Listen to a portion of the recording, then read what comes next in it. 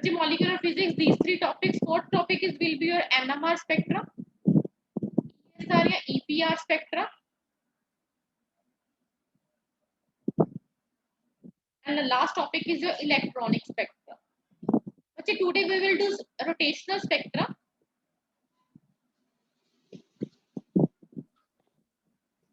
दी किन्ने are the class लगनी है?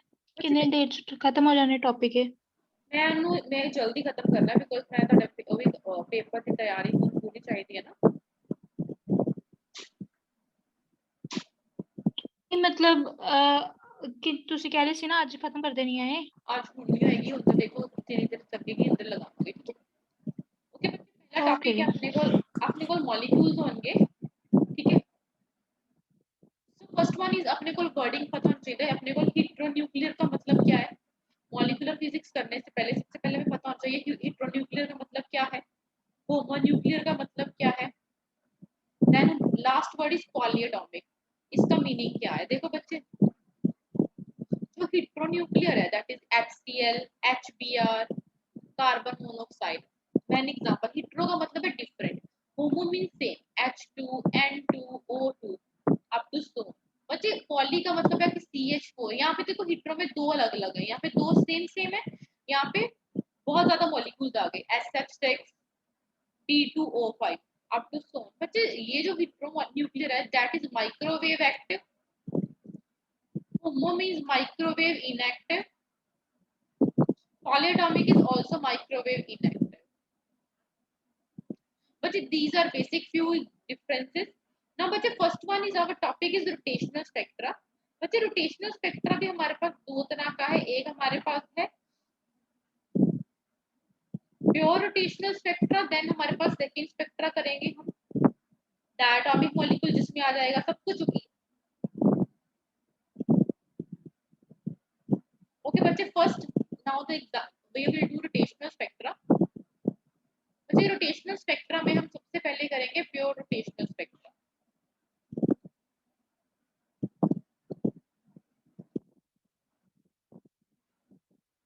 बच्चे प्योर रोटेशनल स्पेक्ट्रा को कौन कौन से मॉलिक्यूल शो करते हैं, शोन बाय हेटेरोन्यूक्लियर मॉलिक्यूल।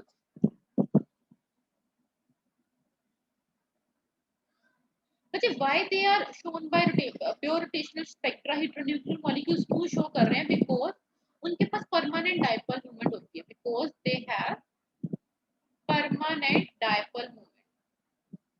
बच्चे परमानेंट डायपोल मोमेंट कहां से आएगी, डायपोल मोमेंट वहां पे आएगी जहां पे पोल्स एग्जिस्ट करेंगे।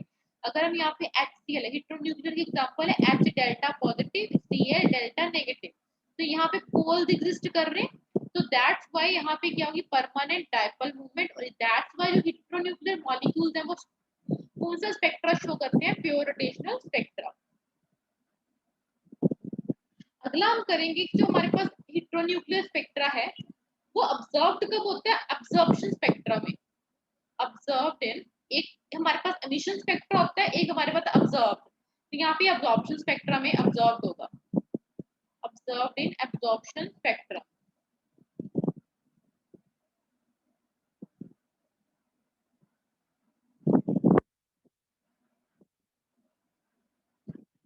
नेक्स्ट हमारे पास है एनर्जी कितनी एसोसिएट होगी हमारे पास रोटेशनल स्पेक्ट्रा केस में। तो थर्ड हमारे पास इसमें है energy associated with rotational spectra. ये लास्ट पेज करना। हाँ जी अंजलि।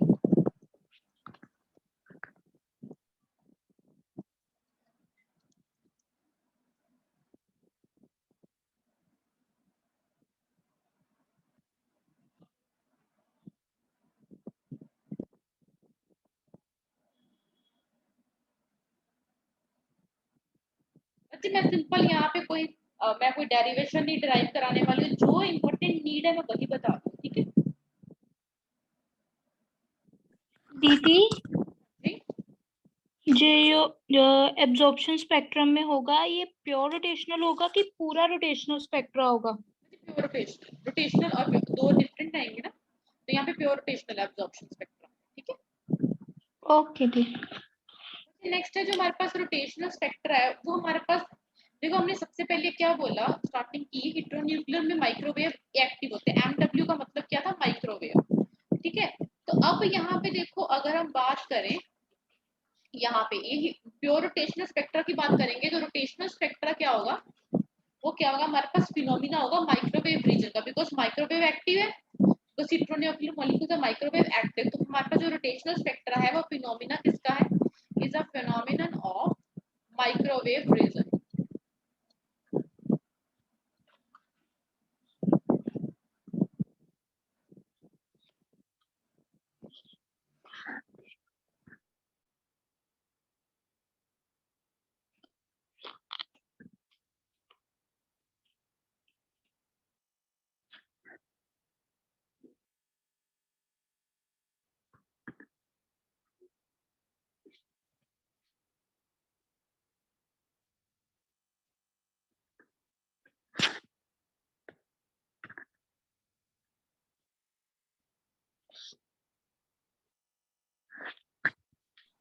बच्चे यहाँ तक क्लियर हुआ अंजलि?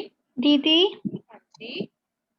डेल्टा ई रोटेशनल की जो हमारे पास अच्छा, यूनिट्स हैं वो मेगा इलेक्ट्रॉन, बच्चे एनर्जी के units electron volt, 1 MeV 10⁻³ is equal to 1 mega electron volt ना, MeV स्मॉल वाला, हाँ जी milli electron volt, milli electron. M is equal to milli. Microwave region of EM radiation. देखो, अब माइक्रोवेव रीजन में कौन है, FIR में इसकी कितनी रेंज होगी, 10⁻² टू 10⁻³ माइक्रोमीटर। अगर हम माइक्रोवेव में बात करें, माइक्रोवेव में इसकी क्या हमारे पास होती है, EM रेडिएशन की 10⁻³ टू 10⁻⁴ माइक्रोमीटर। तो ये उसका क्या है, रीजन आ गया। अब देखो, next is our very important diatomic molecule as a rigid rotator. हमारे पास डायटोमिक मॉलिक्यूल, अगर हमने किया रिजिड रोटेटर, हमने क्वांटम में भी पढ़ा है। बेसिकली जो रिजिड रोटेटर था वो एटॉमिक फिजिक्स का टॉपिक था, वहां पे हमने क्वांटम में इसको 2 बार कंप्लीट किया है। तो यहाँ पे देखो, diatomic molecule as a rigid rotator,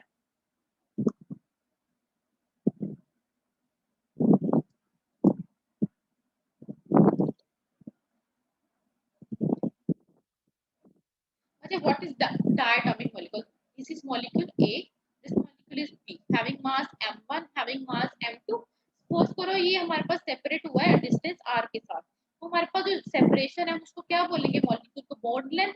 यहाँ पे जो बॉन्ड लेंथ r है वो क्या होगी, विल बी फिक्स। तो ये हमारे पास कौन सा हो गया, रिजिड रोटेटर। जहाँ पे भी हमारे पास दोनों की सेपरेशन फिक्स हो जाए, तो देन हमारे पास जो वो दो मॉलिक्यूल कैसे एग्जिस्ट करते हैं, रिजिड रोटेटर।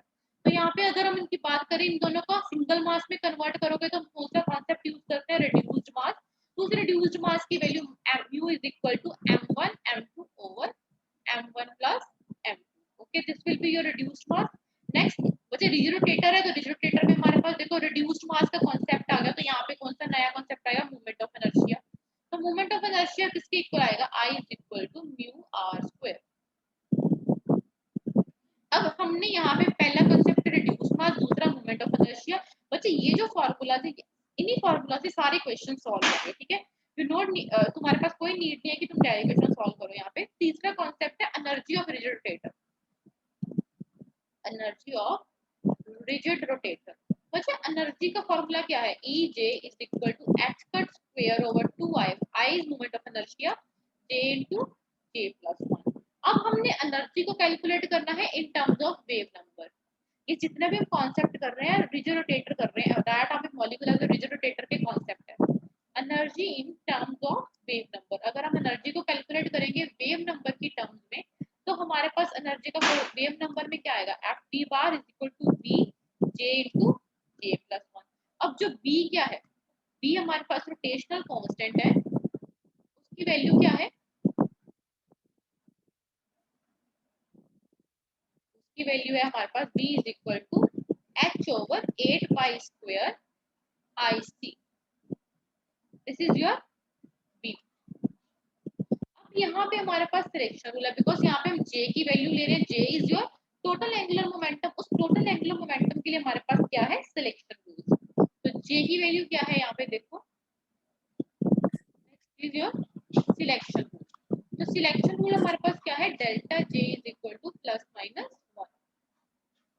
अब यहाँ पे देखो एफ बी बार की बात करें, यहाँ पे डेल्टा जे क्या है हमारे पास प्लस माइनस वन, तो यहाँ पे वैल्यू कितनी आ रही है 0, 2b, 6b, 12b up to सोन। कैसे अगर हम पुट करो हमारे पास एफ बी बार की वैल्यू कितनी थी b into j plus one. अगर हम j को पुट कर रहे हैं 0, j को पुट करो 1, तो b into one into one plus one 2b। अब हम j को पुट करो minus one, b into minus one plus one, answer कितना आ गया 0। तो 0, 2b, 6b, 12b ऐसे हमारे पास आंसर आ रहे हैं। मतलब जो डेल्टा जे की वेरिएशन है वो हमारे पास वेरिएशन कितनी है प्लस माइनस वन वाली, ठीक है। डेल्टा जे विल बी और प्लस माइनस वन। तो ये हमारे पास ये रेंज आ रही है हमारे पास energy in terms of wave number. तो अगर हम यहाँ पे एनर्जी डायग्राम बनाए तो देखो रोटेशनल लेवल्स की बात करोगे यहाँ पे, this will be your ground level, this will be in wave terms, wave number की यूनिट्स क्या होंगे सेंटीमीटर इनवर्स। तो यहाँ पे देखो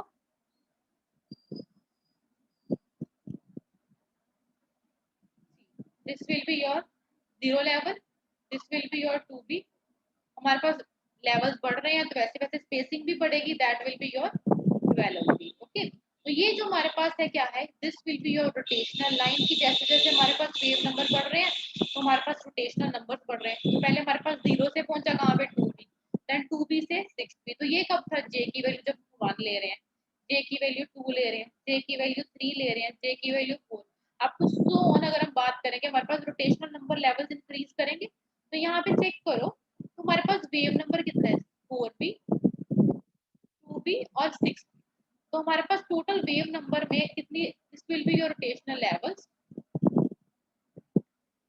तो दोनों में गैप कितना आ रहा है, दोनों में फ्रीक्वेंसी गैप कितना आ रहा है 2b का, लेवल्स में गैप कितना आ रहा है 2b।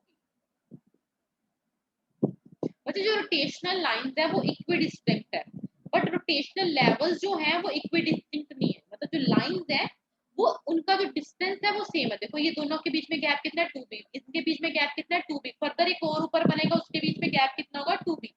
बट जो रोटेशनल लेवल्स है वो इक्वल डिस्टेंट नहीं है, ठीक है। तो यहाँ पे अगर हम बनाएंगे तो हम क्या लिखेंगे, रोटेशनल लाइन। ये दोबारा समझाना। हाँ जी मतलब रोटेशनल लाइंस आर इक्विडिस्टिंक्ट, जो लाइंस हैं वो इक्विडिस्टिंक्ट है, बट रोटेशनल लेवल्स आर।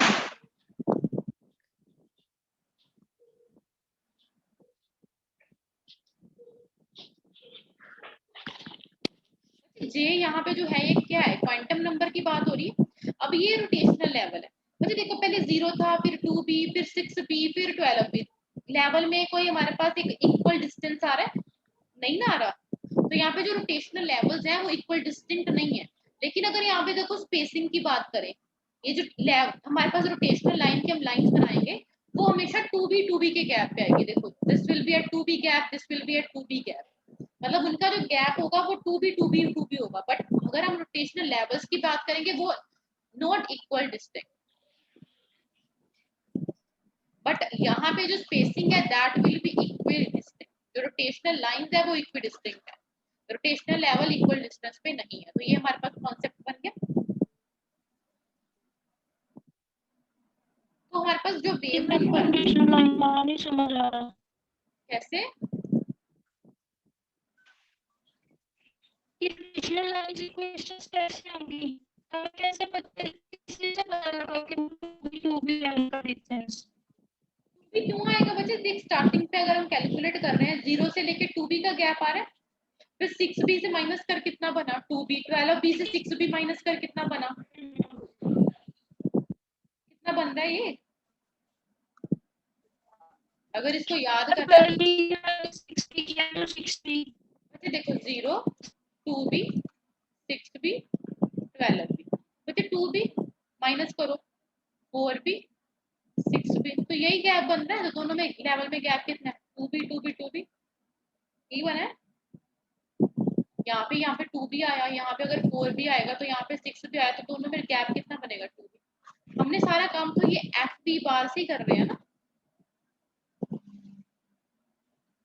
देख दोबारा समझाती हूँ।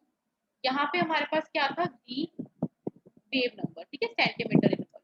तो हमने एनर्जी को भी वेव नंबर में कैलकुलेट किया। तो अगर हमें हमारे पास जे की वैल्यू 1 थी तो हमारे पास लेवल 0, ठीक है। जे की वैल्यू 2 थी तो हमारे पास आया आंसर 2b। देन अगर फिर हम जे की वैल्यू पुट कर रहे हैं 3, देन हमारे पास आंसर आया 6b। अब टू स्टोन अगर हम बात कर रहे हैं,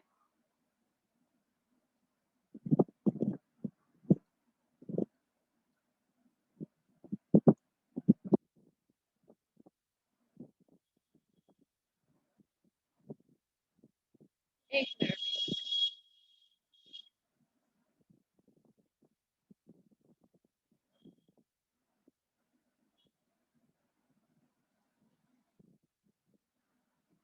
यार एक मिनट, वो ना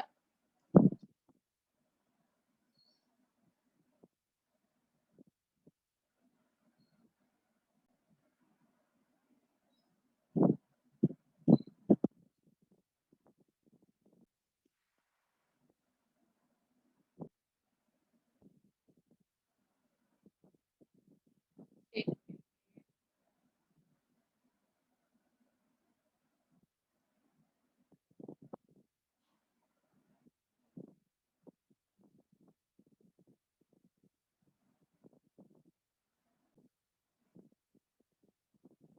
ओके नेक्स्ट देखो।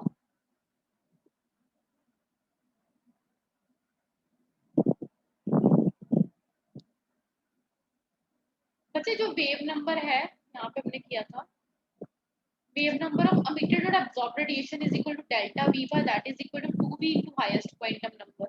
अब नेक्स्ट आता है बच्चे एंगुलर स्पीड ऑफ मॉलिक्यूल। बच्चे angular speed of molecule is that is your J bar is equal to I omega. और हम इसको जे जे की वैल्यू किसकी इक्वल है, under root of j into j plus one h cut. और omega की value यहाँ पे कितनी आएगी, h cut over i root of j into j plus one. Anjali जो डाउट है ना आप मुझसे दोबारा पूछ लेना, मैं बता दूंगी।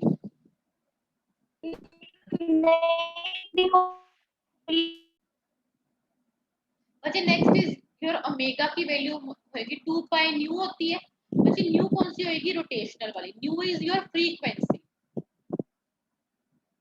Omega is your angular frequency. Last page कर देने Anjali, I know that your message will be last page, okay. अच्छा these are the particular formulas that are used in numericals।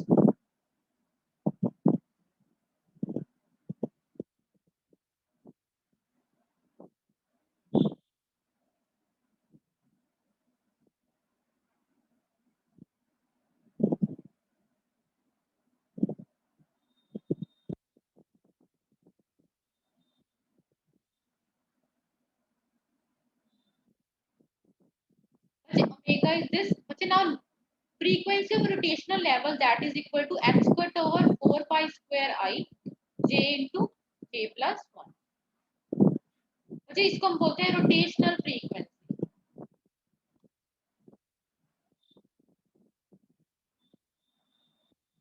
अब यहाँ से नेक्स्ट हमारे पास आता है मोस्ट पॉपुलेटेड लेवल। अच्छा मोस्ट पॉपुलेटेड लेवल की डायरेक्ट क्वेश्चन भी आ जाता है एग्जाम में कि हमारे पास रोटेशनल स्पेक्ट्रम में मोस्ट पॉपुलेटेड लेवल कौन सा होगा। तो अगर मोस्ट पॉपुलेटेड लेवल की हम बात करें, next topic is most populated level। Okay, that is defined as ratio of number of atoms in jth level to the ground level। But कितना हमारे पास jth लेवल में एटम्स प्रेजेंट है to the ground level का अगर हम ratio निकालेंगे then we will come to know the fact most populated level, that is rotational level jth level over ground level. अगर हम इसको ऐसे डिफाइन करें, बच्चे nj over n naught that will be equal to 2j plus 1। what is nj, number of atoms in jth level into h1 e raised to power minus delta e over kbt over n naught will be number of atoms in ground level। जब हम दोनों का ratio calculate करेंगे that will be come to the point और concept that will be known as most populated level, that is ratio of number of atoms in jth level और number of atoms in jth level over ground level is equal to 2j plus 1 into e raised to power minus delta e over kBT।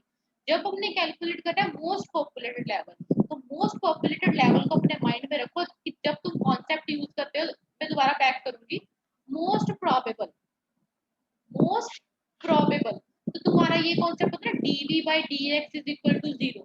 तो यहाँ पे भी क्या है, most populated, तो populated most calculate करने के लिए क्या होगा कि जो हमारे पास ये nj है इसको किसके इक्वल कर दोगे, 0 के। देखो कैसे, फॉर मोस्ट पॉपुलेटेड लेवल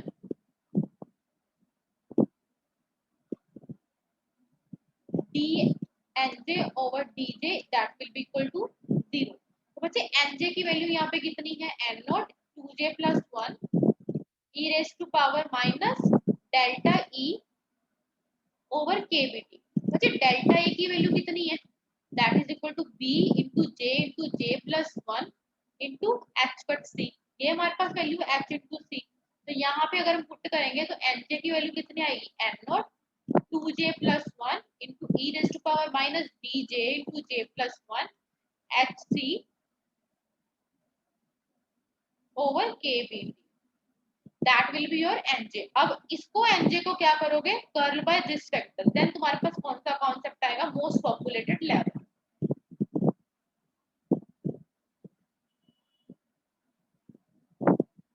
ये था तुम्हारे पास diatomic molecule as a rigid rotator की कौन कौन से कॉन्सेप्ट करने हैं। अब हम करेंगे diatomic molecule as a non rigid rotator. Non rigid rotator क्या होता है, जहां पे हमारे पास बॉन्ड लेंथ क्या होगी, फिक्स नहीं होगी।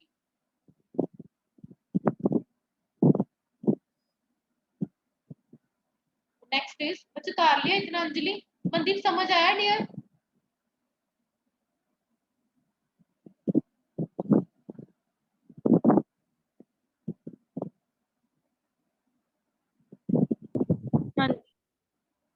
ओके, नेक्स्ट है हमारे पास diatomic molecule as a non-rigid rotator।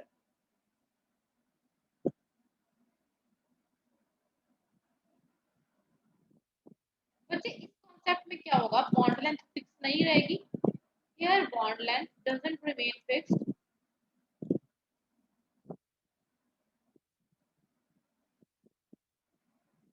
बच्चे रीजन क्या है, as two atoms experience centrifugal force। बच्चे देखो, एक होता है सेंट्रीपिटल, सेंट्रीपिटल होता है टुवर्ड सेंटर, एक होता है सेंट्रीफ्यूगल, सेंट्रीफ्यूगल होता है away from centre, centrifugal force. तो यहाँ पे बच्चे एनर्जी कितनी आएगी, वेव नंबर के कारण यहाँ पे एक नया फैक्टर ऐड आएगा। देखो ये वाली तो सेम आएगी, यहाँ पे एक नया फैक्टर क्या हो जाएगा, ऐड या सब्ट्रैक्ट हो जाएगा, और यहाँ पे क्या हो रहा है, सब्ट्रैक्ट हो रहा है। तो that will be energy in terms of wave number. एक इस केस में होगा diatomic molecule as a non rigid rotator, energy in terms of wave number. और यहाँ पे जो ये वाला फैक्टर आया है, this factor arises due to centrifugal force. This factor arises due to centrifugal force।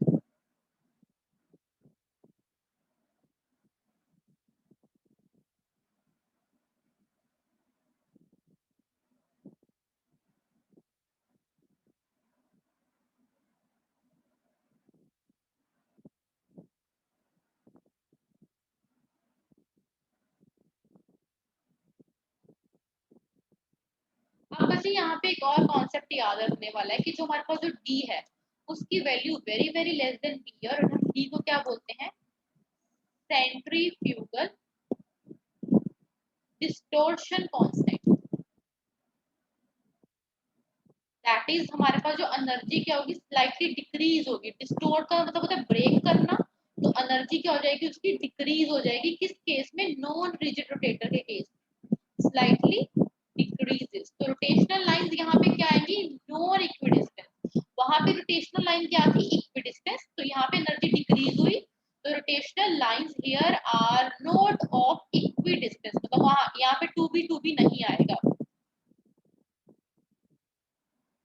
Anjali अब क्लियर हुआ है? जी दी। अब बच्चे नेक्स्ट है कि जो वेव नंबर है एमिटेड और अब्सॉर्ब्ड लाइन का, वो कहाँ से डिफाइन होगा? वेव नंबर ऑफ एमिटेड और एब्सॉर्ब्ड लाइन। बच्चे वहां पे हम जे की बात करें तो यहाँ पे क्या आएगा? J+1 का कॉन्सेप्ट आ जाएगा। तो यहाँ पे wave number delta, next page पे करती हूँ, ज्यादा बता रहा हूँ। यहाँ पे डेल्टा वी बार की वैल्यू कितनी आएगी? देखो, u bar 2b into j into j, यहाँ पे जे वाला कॉन्सेप्ट खत्म, J+1 -4d इंटू J+1 का क्यूब। जहां पर जे था वो कहाँ पे कन्वर्ट हो गया? J+1, यहाँ पे कोई फैक्टर नहीं आएगा, मैं करती हूँ। दिस विल बी योर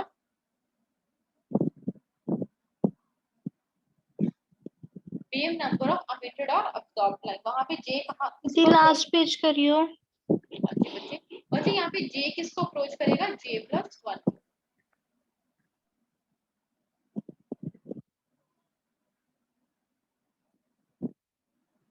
बच्चे मैं तुम लोगों को जो दो इंपॉर्टेंट न्यूमेरिकल्स है वो कराऊंगी। After that I will give you a PDF इसी रोटेशनल चैप्टर का, रोटेशनल स्पेक्ट्रा का। तो उसमें क्या होगा कि तुम्हारे सारे के सारे न्यूमेरिकल्स भी कवर हो जाएंगे और एक्स्ट्रा क्वेश्चन भी कवर हो जाएंगे। तो I will discuss with you tomorrow, ठीक है? आज हम इतना ही रोटेशनल स्पेक्ट्रा ही खत्म करेंगे, कल हम वाइब्रेशनल कर लेंगे, ठीक है? ज्यादा हो जाएगा नहीं तो। ओके बच्चे, हमारे पास और है आइसोटॉपिक इफेक्ट इन रोटेशन। बच्चे आइसो का मतलब क्या होता है? सेम। तो यहाँ पे क्या है? Isotopic effect. नेक्स्ट टॉपिक है isotopic effect in rotational spectra. Iso का मतलब है सेम। तो बच्चे यहाँ पे many elements are composed of isotopes, हमें पता है many elements are composed of isotope. जैसे हमारे पास HCl है, DCl है, TCl है, मतलब देखो कैसे। अगर हम रोटेशनल स्पेक्ट्रा की बात करेंगे, रोटेशनल स्पेक्ट्रा कौन सा मॉलिक्यूल देते हैं? हेटेरोन्यूक्लियर, ठीक है? हेटेरोन्यूक्लियर कौन से होते हैं? जो आपस में क्या होंगे? Different different. तो अगर हम हाइड्रोजन के आइसोटॉप कितने होते हैं? Hydrogen, deuterium and tritium. तो अगर हम HCl बात करें, TCl क्या आ जाएगा? ड्यूटेरियम क्लोराइड, ट्रिटियम क्लोराइड, ठीक है? लाइक जैसे हम एग्जांपल ले रहे हैं HCl, DCl, TCl। अगर हम करें माइक्रोवेव रीजन कैलकुलेट करनी हो हमारे पास, तो HCl की क्या है? कम है, बिकॉज जितना ज्यादा उसका मॉलिक्यूलर नंबर हो जाएगा वो इंक्रीज करेगा हमारे पास।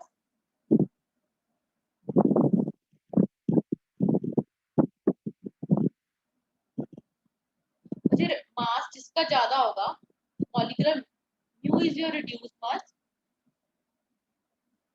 इसका रिड्यूस मास ज्यादा, किसका ज्यादा है? TCl का। अब देखो ऐसे reduced mass will be greater than hydrogen. Similarly, but B क्या है? Is inversely proportional to reduced mass, which implies कि जो हमारे पास B की वैल्यू, रोटेशनल कांस्टेंट की वैल्यू है, वो क्या होगी? नॉर्मल वाले की क्या होगी? ज्यादा। जैसे हाइड्रोजन की क्या होगी? जो सिंगल वाला है जिससे हमारे पास आइसोटॉप्स बन रहे हैं जिस एलिमेंट की, उसका क्या होगा? B की वैल्यू ज्यादा होगी as compare to their isotope. तो यहाँ पे क्या आएगा? सिमिलरली अगर B की वैल्यू ज्यादा है, तो अगर हम energy in terms of wave number करें आइसोटॉप की, बच्चे ये आइसोटॉप की है तो वो क्या हो जाएगी? Energy will be depend upon B। तो यहाँ पे दिस विल बी ग्रेटर। और सिमिलरली अगर यहाँ पे ये ग्रेटर है तो एनर्जी भी हमारे पास, अगर क्वांटम नंबर के कॉन्सेप्ट में करेंगे तो वो भी किसकी ज्यादा होगी? जिससे आइसोटॉप बना है। सिंपल कॉन्सेप्ट यहाँ से आया। ये इनवर्सली रिलेशन है, बाकी सारे डायरेक्टली रिलेशन है। इसको भी ब्रैकेट में डाल दो, इसको भी ब्रैकेट में डाल दो और इसको भी ब्रैकेट में डाल दो। अगर तुम्हारे पास क्वेश्चन आ जाए पेपर में कि तुम्हारे पास डिफरेंट डिफरेंट आइसोटॉप दिए हुए हैं, ठीक है, और उन्होंने पूछा कि एनर्जी किसकी ज्यादा है, बच्चे एनर्जी सिंपल वाले की ज्यादा है, बिकॉज रिड्यूस मास के कॉन्सेप्ट से सारा काम हुआ। रिड्यूस मास आइसोटॉप का ज्यादा होता है, बट बाकी सारा जो केस होगा, बाकी सारे केसेस में रोटेशनल कांस्टेंट की वैल्यू भी सिंपल वाले की ज्यादा है, बाकी सब कुछ भी उसका ज्यादा है। ठीक है, क्लियर है?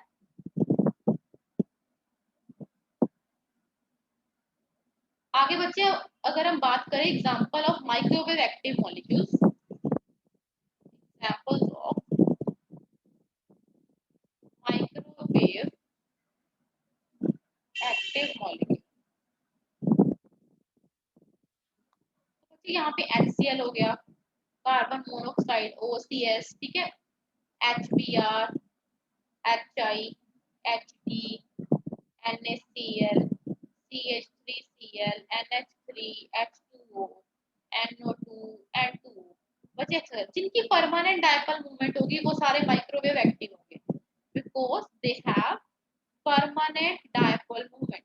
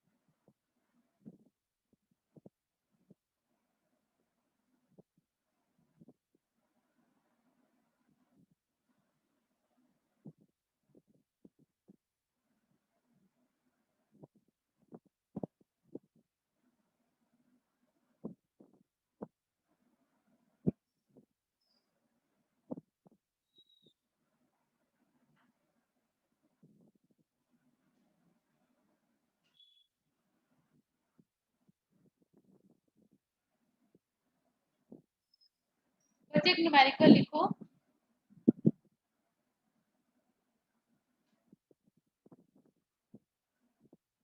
The first absorption spectrum of carbon, oxygen, carbon monoxide अब सिर्फ इकट्ठा है, कॉमन ही है, दोनों इकट्ठे हैं, is at 3.842 centimeter inverse, while that of बच्चों की आइसोटोप का गिवन है is at 3.673 centimeter inverse. The ratio of their moment of inertia is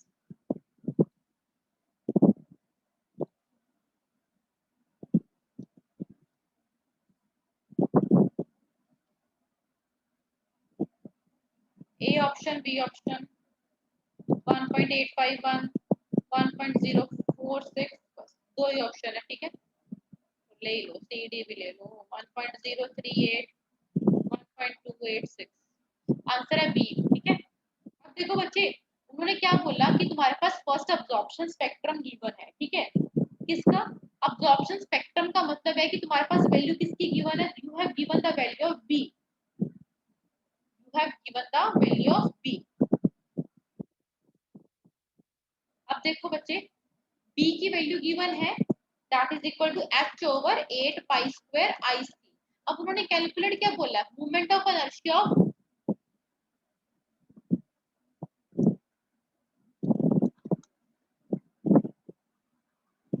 देखो बच्चे यहाँ पे उन्होंने b की value is given, b value given है बोथ केसेस में, ठीक है।